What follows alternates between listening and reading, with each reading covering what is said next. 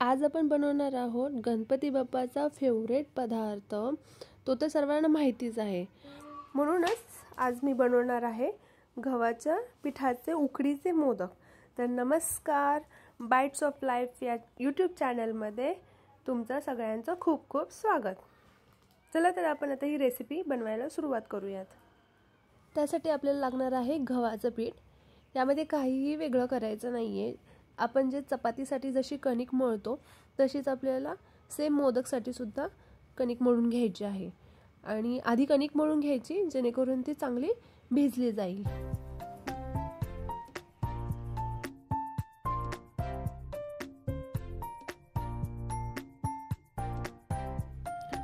आता मोदकासाठी लागणारं सारण बनवूया. त्यासाठी एक नारळ घ्यायचा. नारळ फोडून त्याच्या पाठीमागचा जो काळा भाग आहे तो काढून घ्यायचा.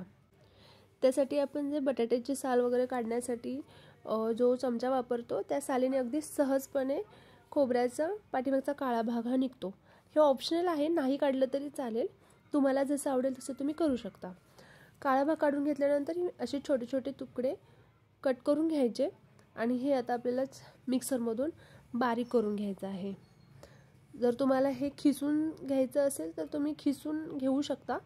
सध्या तरी आपण इथे मिक्सरमधून बारीक करून घेतलेलं आहे. आता मी इथे कढई घेतलेली आहे. कढईमध्ये 2 चम्मच तूप टाकले. इथे तुम्ही तूपही वापरू शकता किंवा तेलही वापरू शकता. तूप गरम झाल्यानंतर बारीक केलेलं खोबरं ॲड करायचं आणि ते भाजून घ्यायचं. खोबऱ्यामध्ये थोडं मॉइश्चर असतं तर ते मॉइश्चर कमी होईपर्यंत आपल्याला खोबरं भाजून घ्यायचं आहे. खोबरं भाजत असताना यामध्ये 2 चम्मच ड्रायफ्रूट्सचे तुकडे आणि 1 चम्मच वेलची पावडर ॲड करायची आहे.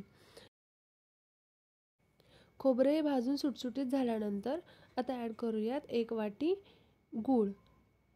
इथे जर तुम्हाला साखर वापरायची असेल तर तुम्ही साखरेची पावडर बनवून टाकू शकता. पण शक्यतो गूळ ॲड केल्यानंतर मोदकला छान चव येते. आणि सारण हे नेहमीपेक्षा थोडंसं गोड जास्त टाकायचं यामध्ये, त्यामुळे मोदक ही छान टेस्टी होतात. गूळ टाकल्यानंतर अगदी 5 मिनिटात आपलं हे सारण तयार झालेलं आहे. आणि हे सारण बनवत असताना गॅस हा मंद आचेवरतीच ठेवायचा. आता हे सारण आपण थंड करून घेऊयात. आता आपण मोदक बनवायला सुरुवात करूयात.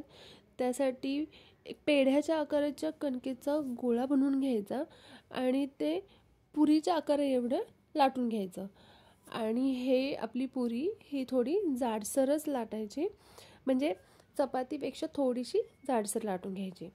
त्यानंतर त्यामध्ये सारण भरून घ्यायचं आणि आता आपल्याला कळ्या पाडून घ्यायचं आहे. कळ्या पाडताना मध्ये असं चिमटून घ्यायचं. त्यानंतर एक बोट आतमध्ये घालून बाहेरच्या 2 बोटांनी ती कणिक पुढे सारून घेतल्यामुळे आपली कळी ही छान पडते. हे बघा किती मोदकाला किती सुंदर कळ्या पडलेल्या आहेत. आणि जी वरची एक्स्ट्रा कणिक आहे ती आपल्याला काढून घ्यायची आहे.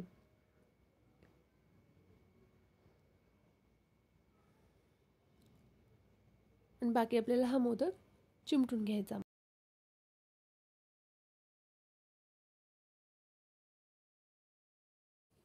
मी अजून एक मोदक बनवून दाखवते. त्याच्या कळ्या कशा बनवायचं हे बनवते. तर बघा, जसं एक बोट आतमध्ये घालून बाहेरच्या 2 बोटांनी कळी पुढे सारून घ्यायची. दोन्ही साईडलाही तसंच करायचं आणि हे कळी चिमटत गोल फिरवत हा मोदक बनवून घ्यायचा. आणि त्याच्यावरती जे एक्स्ट्राची कणिक आहे ती काढून घ्यायची. हे बघा, आणि मोदक हे चिमटून घ्यायचा.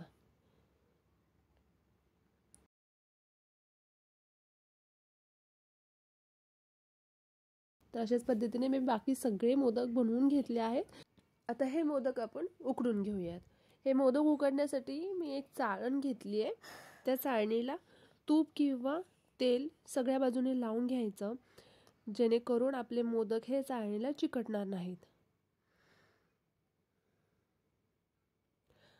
आणि मोदक हे ठेवत असताना 2 मोदकाच्या मध्ये थोडा गॅप ठेवायचा, कारण मोदक हे ज्यावेळी उकडले जातात त्यावेळी मोदक थोडा फुगतो आणि हे मोदक जर एकमेकांना चिकटले तर ते तुटले जातील.